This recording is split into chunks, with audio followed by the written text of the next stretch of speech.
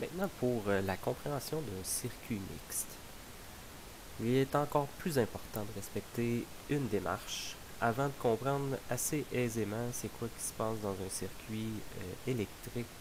Je vous recommande fortement de suivre une démarche bien définie. Donc pour commencer, la première étape, c'est vraiment la compréhension du circuit. Donc on doit prendre notre circuit mixte, disposé comme l'exercice ou comme le montage qu'on a en face de nous.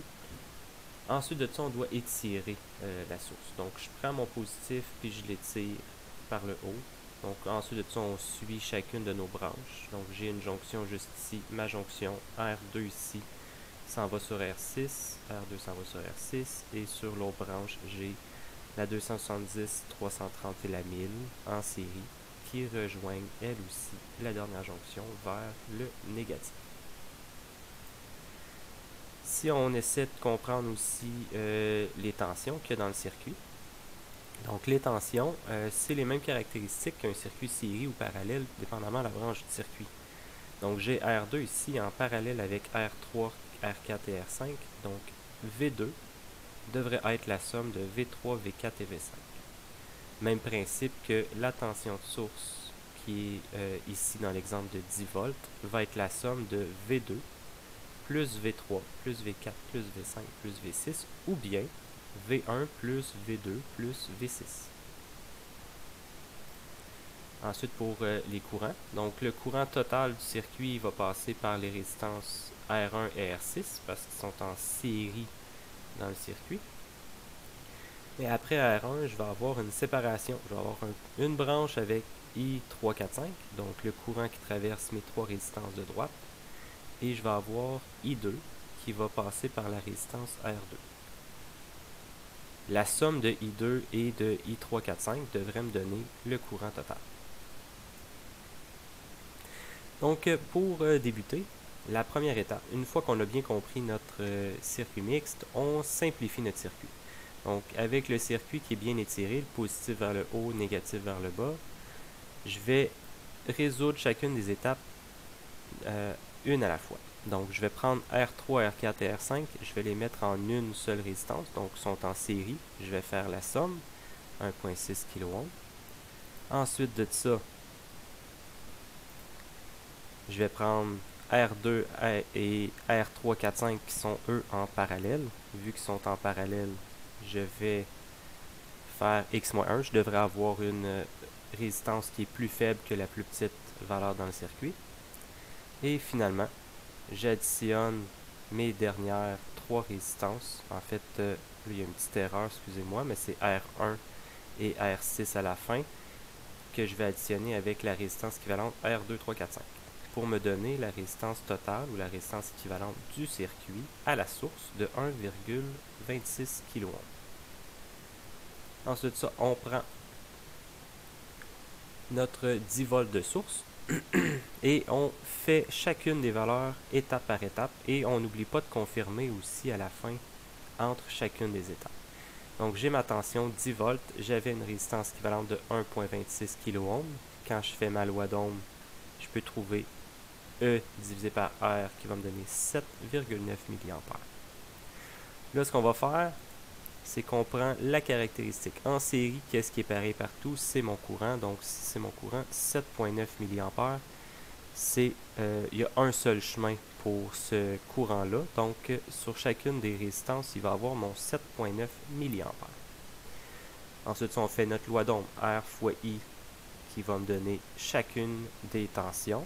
Donc, R1, 3,71 volts, R2, 3, 4, 5, 5,42 volts, et R6, 0,79 volts. On n'oublie pas de confirmer. Là, il est important entre chaque étape de confirmer. Ce que je confirme, c'est vraiment que mon 10 volts a bien été séparé en trois résistances. Donc 3.71 plus 5.42 plus 0.79, ça me donne 9.92. La différence ici, elle n'est pas assez grande. C'est seulement causé par l'arrondissement du courant qu'on avait à la source. Donc, c'était pas précisément 7.9, c'était peut-être 7.95, peu importe. Là.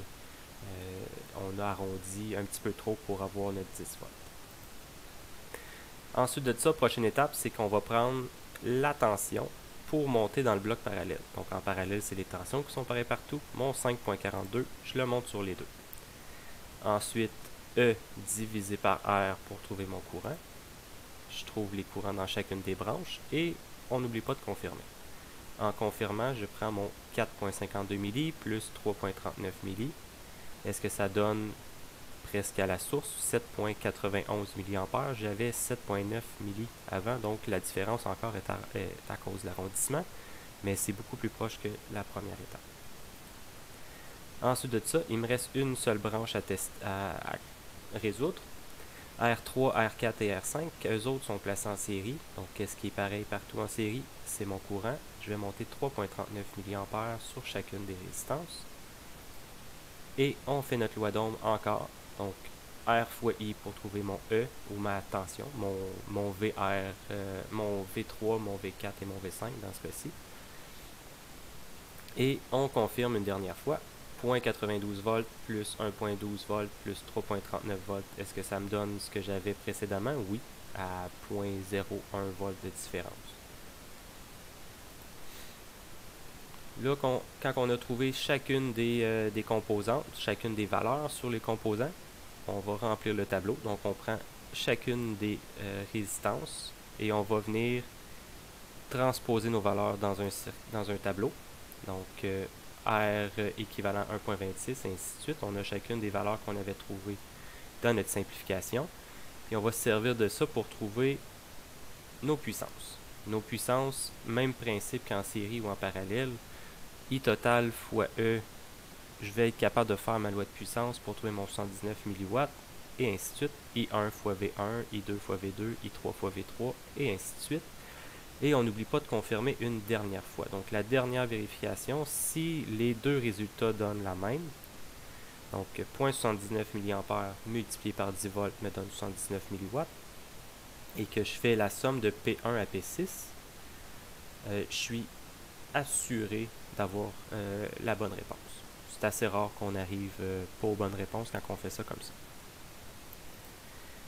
Donc, ça, c'est un exemple de circuit mixte. Chacun des circuits mixtes va être différent, mais si on suit chacune de ces étapes-là, ça va donner une bonne méthode, une bonne résolution. Et chacune des étapes va être, si on n'oublie pas d'étapes, puis qu'on n'en saute pas d'étapes, ça va être très simple de résoudre un circuit mixte.